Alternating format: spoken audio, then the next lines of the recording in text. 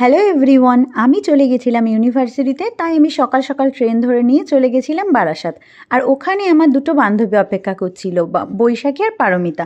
তারপর ওরাও আমার সঙ্গে দেখা করতে এসেছিলো, আর আমার একটি ইউনিভার্সিটিতে কাজও ছিল। আমরা যখন ইউনিভার্সিটিতে পড়তাম তখন আমাদের 5 জনের একটা গ্রুপ ছিল, বৈশাখী, সৃষ্টি, লাবণী, পারমিতা আর আমি।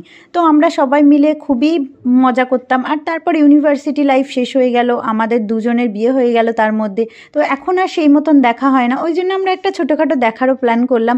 তারপর এই দেখো আমরা একটু ফটোশ্যুট করছিলাম। তারপর আসলো আমাদের খাওয়ার পালা।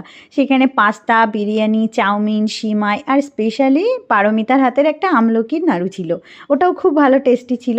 আর এইদিকে বৈশাখী ভিডিও করে নিচ্ছিল, আর কত গল্প করছিলাম আমরা। সেই ইউনিভার্সিটির পুরনো লাইফটা আবার যেন ফিল করতে পারছিলাম, কিন্তু সবার মধ্যে লাবণী আর সৃষ্টিকে মিস করছিলাম। তো তারপর আমাদের খাওয়া দাওয়া শেষ হলো, অনেক গল্প হলো। তারপর যে যার নিজের গন্তব্যে ফিরবে, সবার বাড়িতে যেতে হবে। তারপর আমরা বারাসাত স্টেশনে চলে আসলাম, যে যার বাড়ি গেলাম। বাই।